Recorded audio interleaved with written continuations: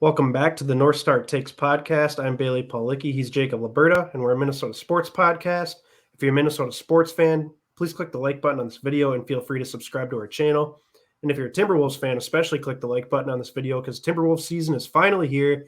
We're giving our season preview of the Minnesota Timberwolves. We're finally through the preseason, and we can just focus on regular season basketball and how everything is finally going to come together for this Timberwolves squad. Let's just jump right into it, Liberta. Obviously, a whole offseason full of hype. You got the Rudy Gobert trade. You're also sending out Patrick Beverley, Malik Beasley, Jared Vanderbilt, replacing him with guys like Kyle Anderson, Bryn Forbes, Austin Rivers. What do you make of our squad right now? Obviously, a pretty impressive preseason showing throughout the preseason. Saw flashes from all sorts of guys. Naz Reid really stepped up in a big way this preseason. It'll be interesting to see what his minute, workload looks like. What do you make of where the squad's sitting right now, and are you still buying that this is one of the better teams in the Western Conference? Yeah, I'm extremely excited for what's to come. I think this is one of the premier teams in the Western Conference, even though it's very deep.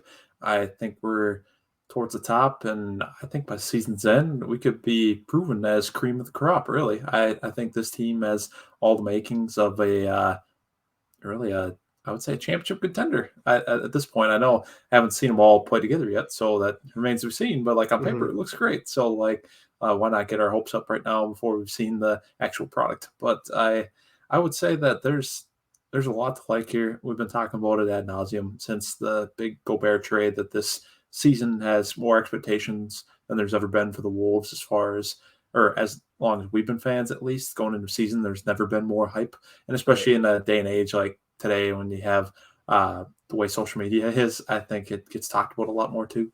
And I think that there's going to be a lot of pressure on these guys to perform, but I have no doubt that they can because I think we have a lot of star power. I mean, we have, according to ESPN, 3 of the top 25 players in the league. So I'm pretty excited about that. And that's not even counting D'Angelo Russell, who I think should have a career season. I think he's in a contract year, and a lot of guys play their best no matter the sport when they're in a contract year. So I think this guy could really be on the cusp of something great. And I think playing in a system now with Rudy Gobert, who's as good as it gets as far as running a pick and roll with, and that can be D'Lo's bread and butter. I think you go back to his all-star season with the Nets, did a lot of that with Jared Allen. So I think you could see more of the same, if not better, this year. And then obviously you got the Ant and Cat, who are two best players. I think they really play. Hopefully, they'll start playing even better off each other. I know last year, I think you saw glimpses of it, but I think you could see even a more wholesome product, I guess you would say. This year, I think as far as maybe Ant being able to pass the ball, Cat doing a few different things, as far as probably playing a lot more on the perimeter. I think there's a lot of action that the Wolves can run. I haven't even mentioned Jaden McDaniels yet, so it's just that's how deep the starting five goes, especially, and then. Factoring in the bench, you got Bryn Forbes, who I think is every bit as good as Beasley. Maybe a little bit more of a discount version, but as far as contract goes, it's not close. He's making $13 million less. So I think this is a bargain to get this sharp shooting 3-point guy off the bench when you need it, especially when you got to get back in a game. Let's say getting in one of those situations where you're down 10, 15 points, second half, you just kind of need a spark, some guy to get back in a little bit. I think Forbes is that guy. And then you got J Mac back as the backup point guard, which I think is great. I think he can always speed it up and play with some pace and make smart decisions and really get the offense rolling if we feel like we're kind of stalling out. And then you got Jalen Noel, who I think is coming to his own. He's another guy, I think, on the cusp of a great season where he can get paid after this year. So, I think he's really due for big things. I think he'll play a pivotal role in scoring off the bench. And then you got Slow-Mo, a guy who is really against the grain as far as NBA talent goes. And got TP, who definitely heated up in the middle of last season, being able to be a part of that bench surge that we had where we're just hitting 3-pointers right and left.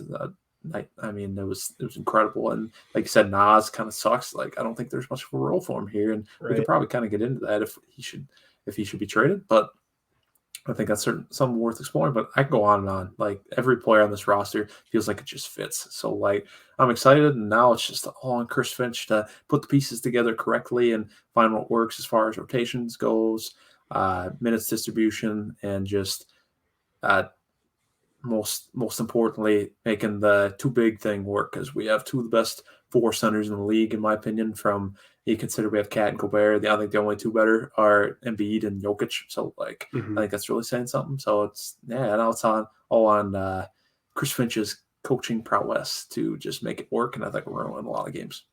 Yeah, I love the way you laid it all out, going through basically every player on the roster. Um, and just, this preseason alone, like, granted the Lakers aren't a great team, but we went out against basically a fully loaded Clippers squad without Rudy Gobert. And we played well. They kind of punched us in the mouth in the first quarter, but we kept clawing back. Um, and we took a lead in the second half, and then we bring in the reserves, they bring in their reserves. But the thing I've noticed mostly is our bench players really can compete with any other bench in the league. It seems like. I mean, the Clippers always have a solid bench. Our bench, outperformed their bench. The Lakers bench, it wasn't even close. Lakers kind of punched us in the mouth when we played them the first couple times, and then we just come out and storm right past them. And like that last Lakers game, we went up against basically their full lineup, and we had no Cat, no Gobert, and the Wolves come out and just play them competitive and end up beating them. And it's like, I know it's a preseason game, and we're not playing like full minutes here, but the Lakers played their starters for a good 3/4 of that game, and the Timberwolves were still able to come out and beat them. So it's going to look clunky, I'm sure, at times between the Cat and Gobert thing, since they just really haven't gotten much time together. Um, Ant, I believe, should be the best player on this team in terms of scoring the basketball, but that remains to be seen too. He kind of had a clunker against the Lakers where he shot like 2 for 12 and just was kind of disengaged offensively. So I'm really hoping to see less of that this season, just because, I mean, this dude is an all-star talent, no question about it. He was in the gym all summer working on his game, getting ripped. So I'd really like to see him just, mindset wise, not take any nights off. There's going to be nights where he doesn't get the 20 points or whatever, but don't be in the single digits. Like you're just a lot better than that. And don't be settling for jumpers. Get to the rim, get to the free throw line. So a lot of it's going to hinge on Ant. You mentioned McDaniels as well. I'm loving the swagger I'm seeing from him this season. I mean, the little tiff he got into with Russell Westbrook, chucking the ball back and forth at each other. I mean, Jaden McDaniels is the last guy you'd expect to see that from. So I'm excited, that he's showing a little bit of an edge. He's not going to take crap from anybody. And obviously, defensively, having him out there with Gobert is massive. I mean, him and Ant on the perimeter, Gobert inside. D'Lo and Cat, probably a little bit of weak links at their respective positions, especially Cat now having to guard fours. But hopefully we can make it work. And that'll be the interesting thing too, is just kind of the changing of the defensive scheme this season, with Gobert on the court versus when he's off the court. It sounds like they're going to run a different scheme, kind of similar to what they did last year. So there's going to be all sorts of moving parts. But like you said, it's really on Chris Finch to make this whole thing work. And luckily we have the light schedule at the start of the season with the likes of the Thunder, the Spurs, the Lakers, all these, pretty poor teams. The Lakers, I think people think will be competitive, but I think we played the Spurs like 3 or 4 times in like the first 2-3 weeks. I know we play the Spurs. Yeah, it might be all 4 times within the span of because I think you only play them 4 times. So yeah, I think it's all 4 times within the span of the first few weeks of the season, which is wild. But it's weird. At the same time, it might be, I mean, you could look at it 2 different ways. It might be a good thing where that's a bad team. Yeah, it's a bad team. They won't have anything figured out yet, but also, during the during later in the season, they might be really checked out. Yeah, they could be checked out. So it's like, do you want to play them later in the season? Do you want to play them earlier in the season? It's interesting, but yeah, I'm excited. I really believe in Chris Finch. I believe he's a very good coach, and I'm just excited to see how far he can take this team. It's year 1 of this experiment. If it's a failure this year, it doesn't mean anything, it doesn't mean it's over or anything like that. So, yeah, I'm just excited to see how it goes. Yeah, me too. I can't wait. I think Tim Connolly's assembled quite a bunch here. I know we traded a lot of assets away to the Jazz for Gobert, but it almost doesn't really feel like that with the way we've kind of assembled this roster coming into the season, where you still feel like who's on the outside looking in as far as getting in the rotation. Like I think there's a lot of hard decisions to make here, and like that's even after we just traded like what was that four contributors really to the Jazz. I know Pat Bev and Vandal were starters, so it's like that's a lot to replace and kind of phase out. But like I still feel great about where we're at, and I think there's a lot of promise here, and I'm just excited to get this thing rolling, just because I think this should be as good of a team as Wolves fans have ever seen dating back to the beginning of the franchise. I think the only season that really rivals that is the KG MVP season when they went to the Western Conference Finals. But I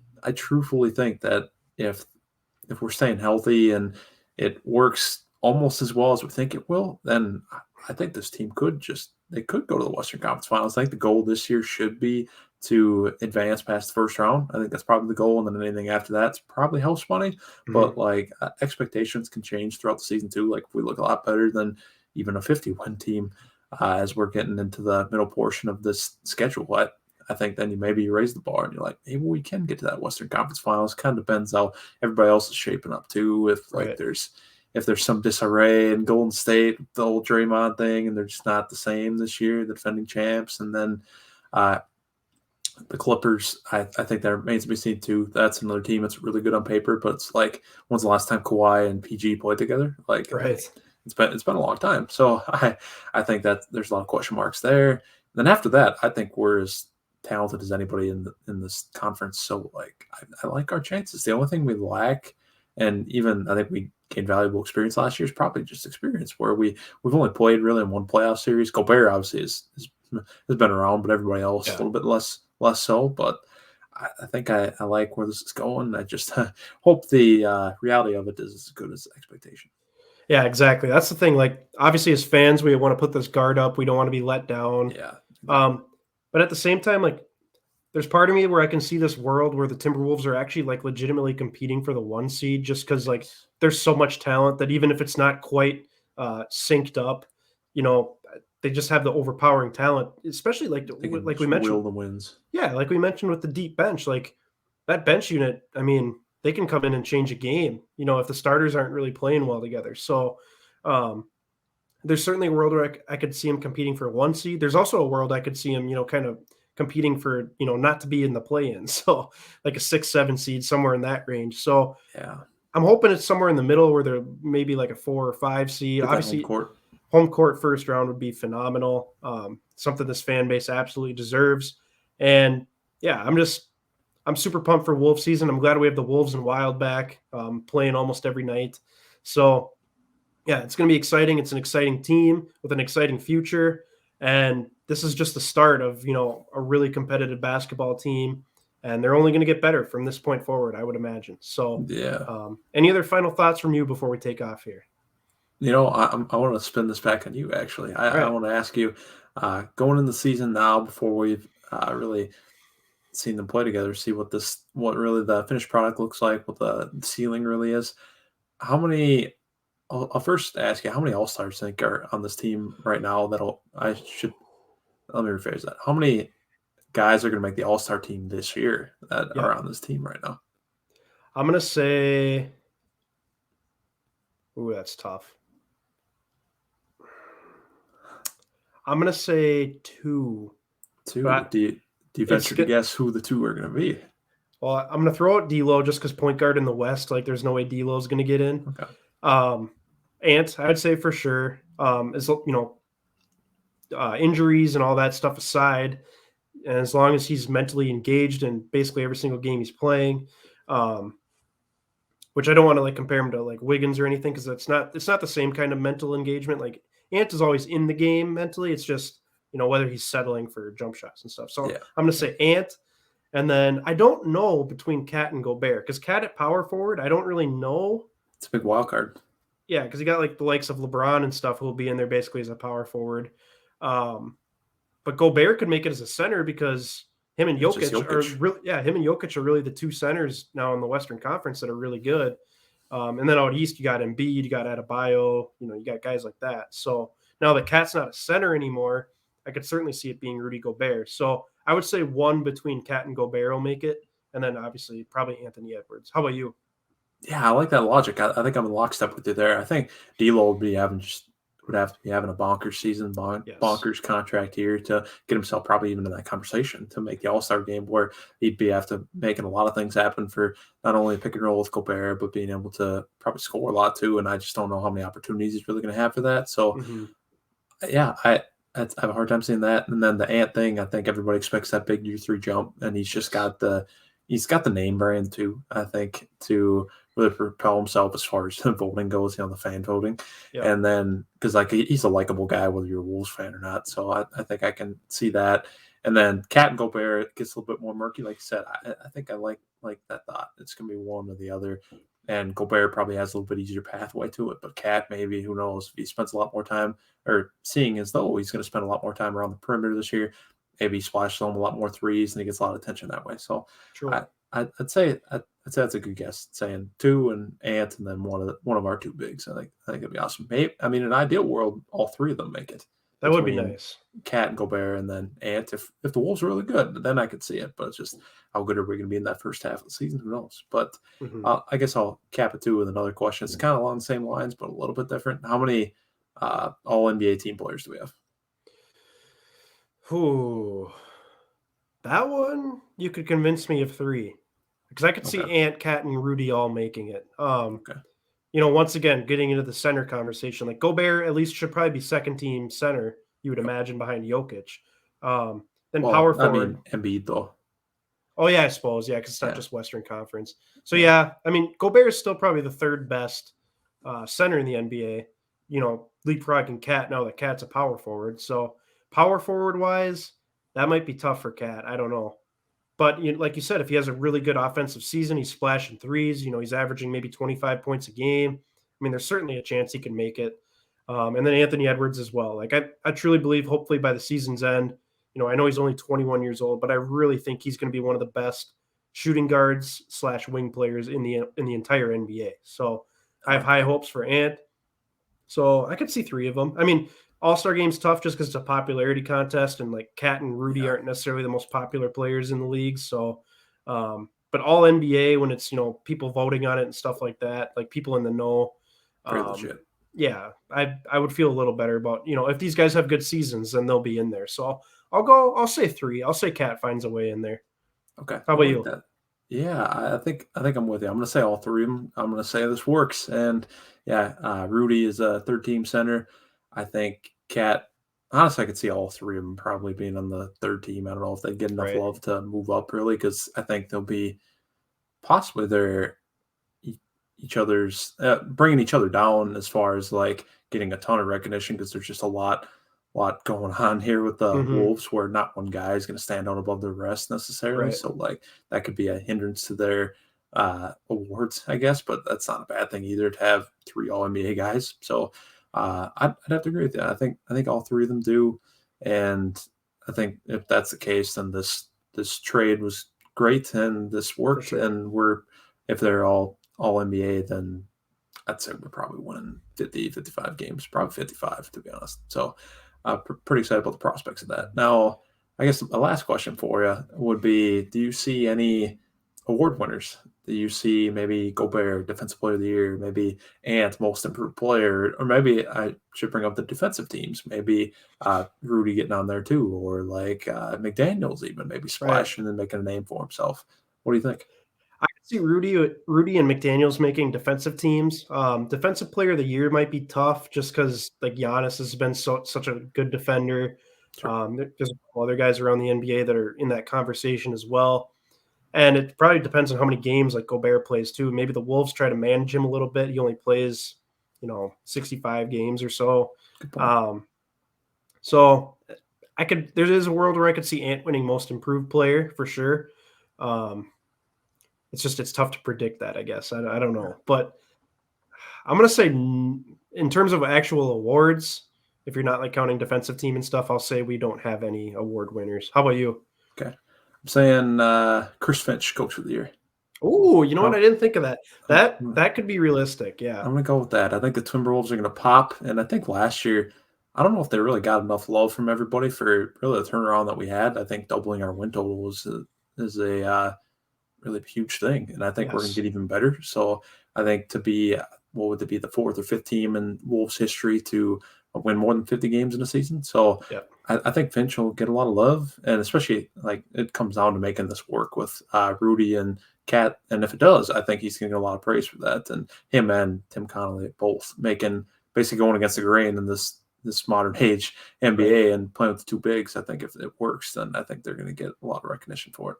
Yeah, absolutely. That's a great point. I think Chris Finch, he's such a huge X factor for this team, and I could Yes. certainly see him winning Coach of the Year if we have a really successful season. So many exciting parts to this Timberwolves team, and obviously we'll be right here breaking it all down as the season progresses. And yeah, I think we're in for a fun season, so we'll just have to enjoy the ride. But that will do it for this edition of the North Star Takes podcast. Like I mentioned earlier, please click the like button on this video and feel free to subscribe to our channel if you haven't done so already. You can give us a follow on both Twitter and Instagram and let us know your thoughts in the comment section below. What are your expectations for this Timberwolves season? What are you most excited about? Maybe what are you most worried about?